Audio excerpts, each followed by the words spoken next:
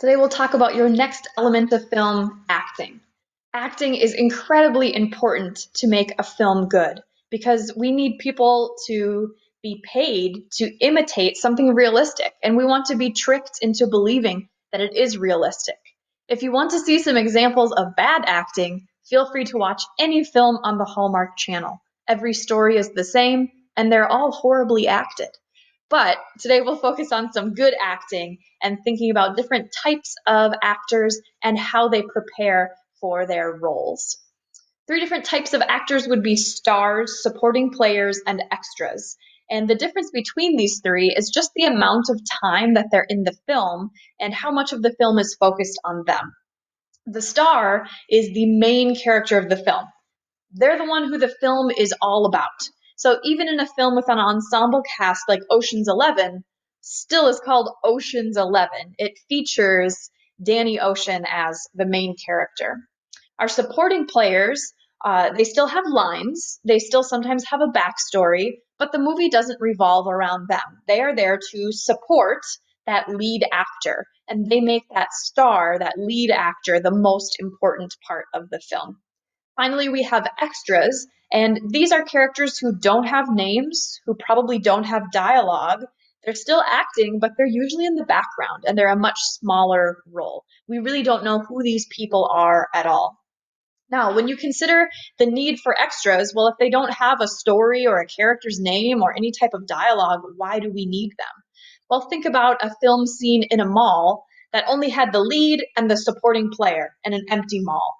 Well, that would take away from the reality of the scene. We want it to appear real. So when we have a cityscape, we want to see a lot of extras in the background to convince us that it is indeed a city.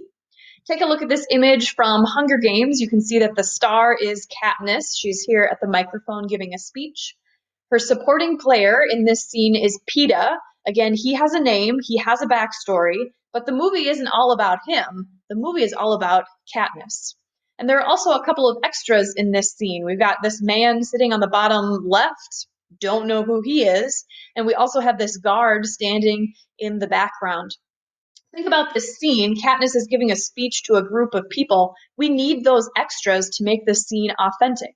If she were delivering a public speech to an empty room, it wouldn't feel authentic or real to us.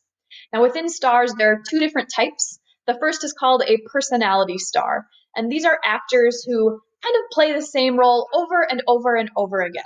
You would think that this would be really worn out and tired for us to watch, but we love going to these movies. These are blockbuster stars. When you hear that Kevin Hart is in a movie, you know you want to go see that movie because he'll play a very similar character. He's always comedic.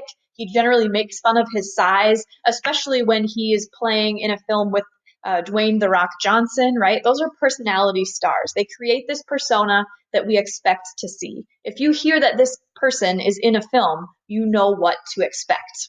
A couple other examples of personality stars. Bruce Willis is a good example. He's an action star, right? He's usually got a gun strapped to him in some way, and he has his rippling muscles, and we've come to expect him as this hard-hitting action star. Rebel Wilson is another personality star, and she's often in comedic roles, and she has a very self-deprecating form of humor that she makes fun of herself and her size, and she's often over-sexualized, and that's part of her personality when we see her on film.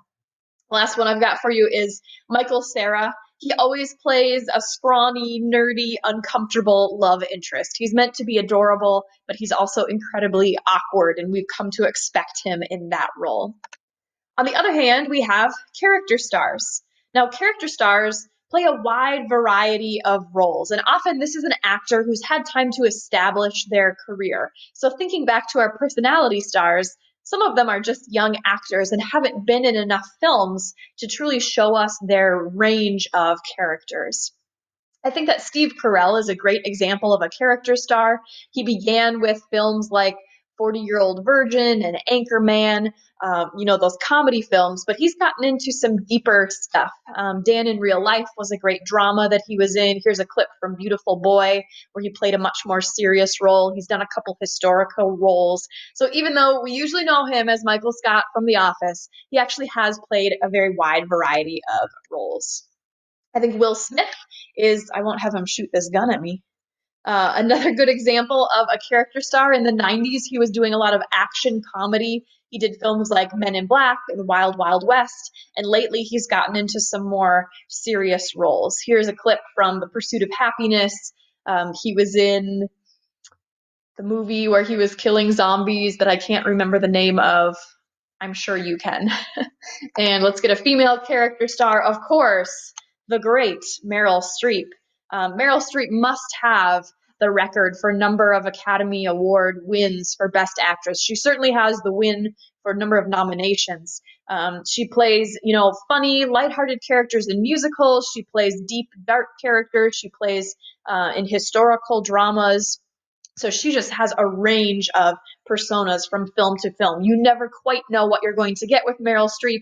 You just know it's going to be amazing. A couple different acting approaches that actors take to really get into their character. This is the same actor in these three images. His name is Daniel Day-Lewis, and he is known as perhaps the most impressive and therefore insane method actor. A method actor tries to fully immerse themselves into a role to maintain authenticity in the film. So he really wants to become the character that he's playing. He doesn't just want to pretend. On the far right, here's a picture of him in the film Lincoln. While he was filming this, he wore his President Lincoln clothing, and he refused to respond to anyone unless they addressed him as Mr. President. The middle clip here you may recognize from The Crucible. He played a Puritan farmer named John Proctor. A Puritan man at this time would have built his own home. So Daniel Day-Lewis built his own home. He built the set for this movie. On the far left, here he is in a film called My Left Foot, and he is acting as a famous writer and artist who was paralyzed everywhere except his left foot. So this real life man had to learn how to live by only being able to utilize his left foot. And amazingly, he wrote a book.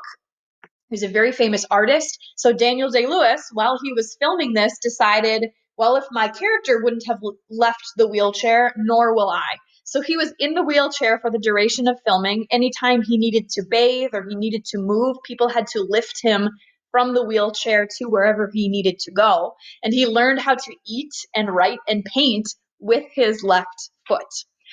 He starred in some other films. He's thrown himself into solitary confinement to really understand what it feels like to be a prisoner.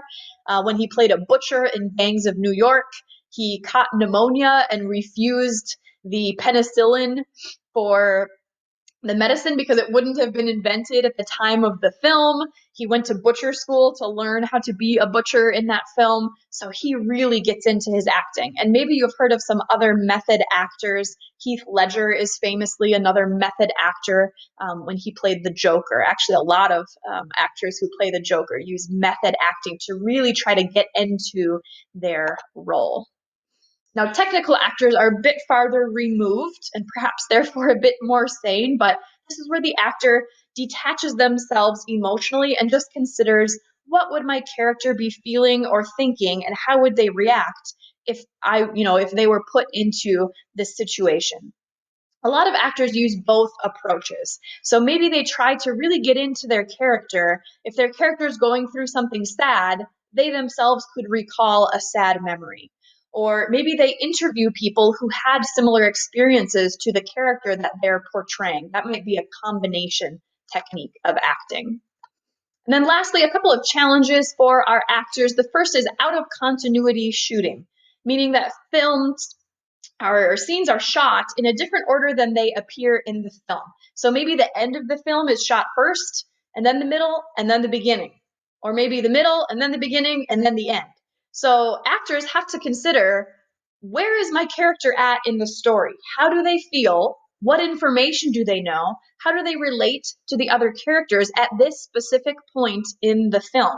Because they might have to recall that information later.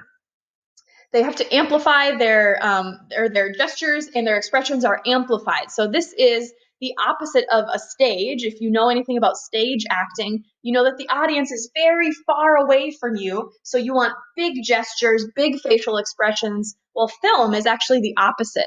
especially now with high definition cameras where we have cameras so close up on our actors' faces with those close-up shots. They need to have supreme control of their facial expressions because that's all that our camera can see on the big screen. And then finally, there's a lack of audience, which is really difficult. Consider any time that you've been performing, whether it's for a band or choir concert, or if you've just been an athlete in a game and you've had the crowd cheering for you, that helps your performance. Well, of course, if people are filming an actor, we can't have them all applauding in the background because that will take away from the authenticity of the scene. So actors don't have that immediate feedback. Think about how this works in a comedy movie. If an actor says a joke and no one laughs, they have a little bit of difficulty with their delivery, and that's a challenge that they have to overcome. So reviewing our main ideas for acting. A couple different types of actors, stars, supporting players, and extras. The difference is how important they are to the film and how big their role is. So a star is the main character of the film. They have lines, they have relationships, they are the driving force in the film.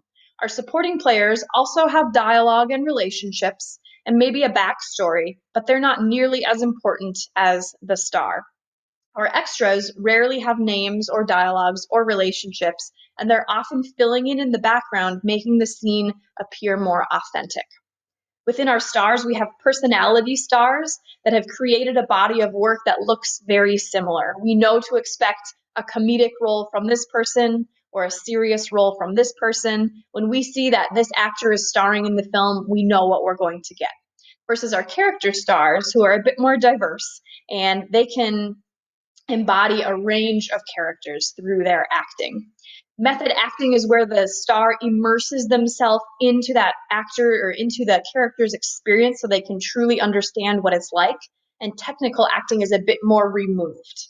Also, remember our challenges for actors that they have out of continuity shooting. They need to learn how to control their facial expressions and their facial muscles, and they lack an audience to give that immediate feedback.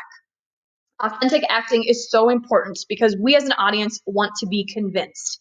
We want to know that's what's happening on the screen is real. We want to be tricked into the reality of what's happening. And good acting really does that.